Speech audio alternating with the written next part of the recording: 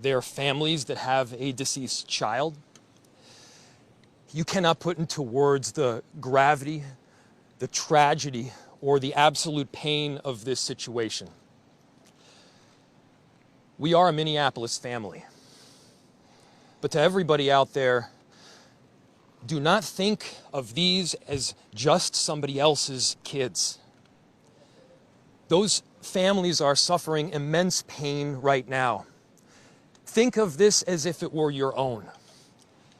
Every one of us needs to be wrapping our arms around these families, giving them every ounce that we can muster. These were Minneapolis families. These were American families. And the amount of pain that they are suffering right now is extraordinary. And don't just say this is about thoughts and prayers right now. These kids were literally praying. It was the first week of school. They were in a church. These are kids that should be learning with their friends.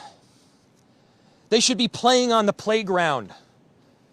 They should be able to go to school or church in peace without the fear or risk of violence, and their parents should have the same kind of assurance. These are the sort of basic assurances that every family should have, every step of the day, regardless of where they are in our country.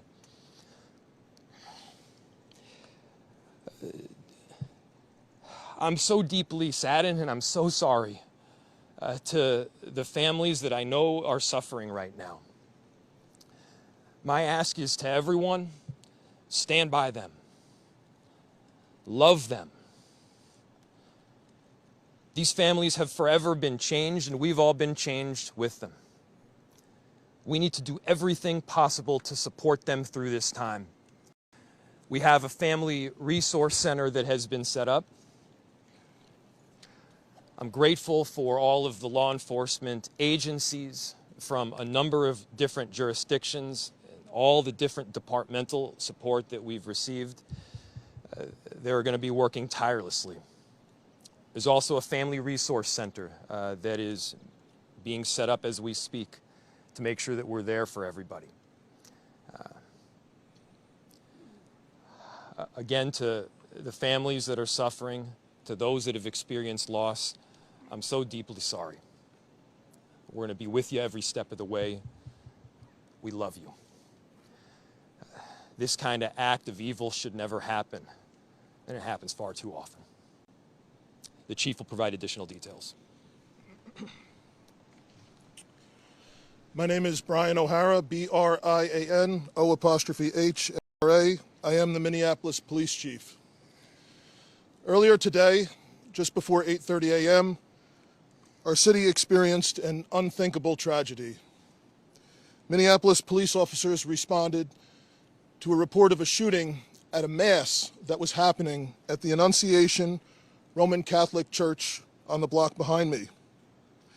This worship service was marking the first week of school for children that are attending the Annunciation Catholic School.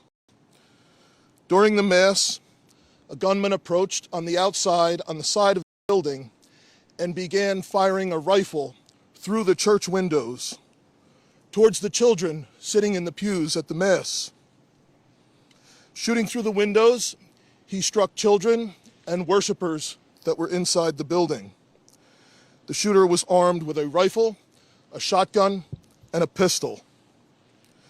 This was a deliberate act of violence against innocent children and other people worshiping.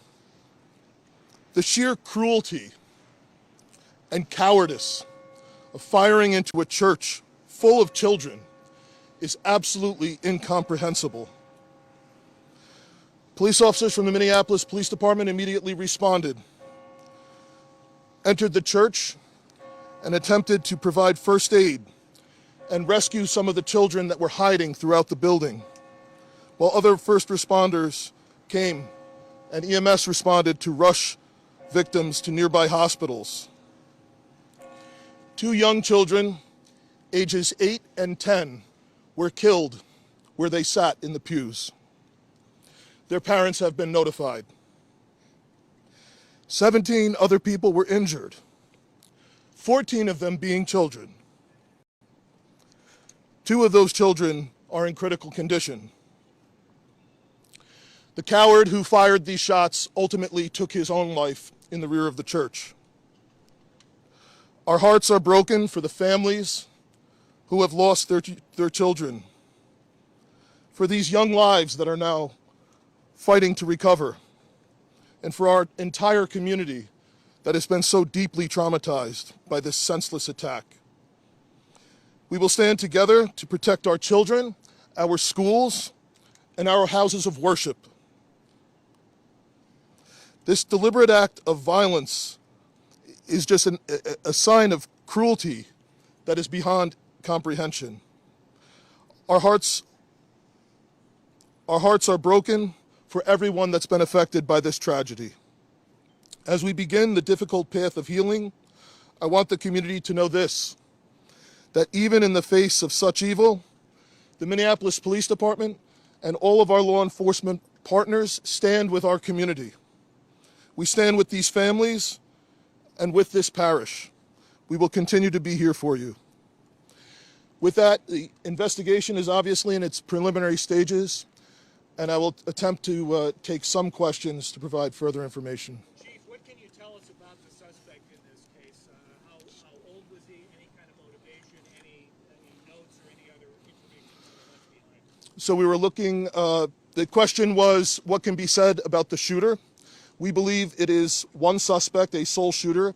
We believe he is deceased. He is in his early 20s, does not have an extensive known criminal history, and we are looking through information left behind to try and determine some type of motive. Yeah. How many kids attend the school? How many kids at the school? How many children? I don't have an exact, the question was how many children at the school. There were dozens of children inside the mass at the time. I don't have an exact count. The children have been relocated into the school, which is where their families are reunifying with them. Are there no shooter other than the weapon? Reg. Other than the weapon, was the shooter a student, former student? Was he a former employee? Do we know that? The question was, do we know if the shooter was a former school employee or a former student? We don't have that information. Did he leave anything behind other than the weapon? There's a vehicle. The question was anything left behind? There's a vehicle that we believe that the suspect used that is being searched, and we will be conducting other searches related to this. Where was it parked? Inside the parking lot here. There was some neighbors who said that the door to the church had been barricaded. Yep. Is that correct? So the question was, neighbors had said that the door to the church had been barricaded. The shooter approached on one side of the church building, and on that side, at least 2 doors, it appears there had been like a 2x4 placed. So not all of the doors around the building, but on the side where the shooter did fire. And on the outside. On the outside, yes. Were there any explosives that were found? The question was there any explosives? There were reports of that.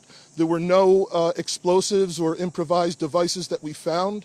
I do believe there was one, I guess you would call it a smoke bomb, like not an explosive, but a sort of a firework that would release smoke. And which side of the building? North, south? The side that is closest to us, here, on this side. Yep. Any reason why it was also at these nearby homes? I don't have specific information on that I can release. The question was, is he dead from a gunshot wound? The answer is yes. We believe he took his own life in the parking lot. Was this outside or both inside that he was shooting? The question was he shooting outside and inside? He was absolutely shooting outside of the building on the side of the church, inside through the windows. It appears he may have gone inside, but I don't believe we've located any casings inside the building. So I'm not certain if he fired also while inside. It appears, if not all, most of the shooting happened outside the building. Chief, is this shooting related to any other shootings that happened in the last So, 24 hours? yeah, Taylor's asking, is this related to any of the other shootings? This does not appear to be related to any other shooting in the city. Do you know approximately how many rounds were fired? The question was how many rounds? I would say it's in the dozens. We don't have an exact count. There's a sidewalk on the outside as well as a grassy area, so obviously we are going through and taking our time to process the scene. Was he firing just one weapon, like the rifle? The question was he firing one weapon? We believe he had fired all three. He had a rifle, a shotgun, and a pistol. Chief, was this individual licensed to conceal and carry? Did he have any He's, were the weapons, was he lawfully carrying the weapons? I don't have that information. And I don't have any information on any significant criminal history either. Was he dressed at all in any tactical type of gear or anything? It appeared he had some black clothing on, his cargo type pants. I guess you could interpret that as, you know, however you like. All right, Yeah. ladies and gentlemen, thank you for helping us to get the information out today. We have a lot No more more work questions? that needs to be done. We will return back later today to provide more details as they become available, and we'll let you know how you can know about that in the moments to come. Thank you. Okay, How can the public help? that's it.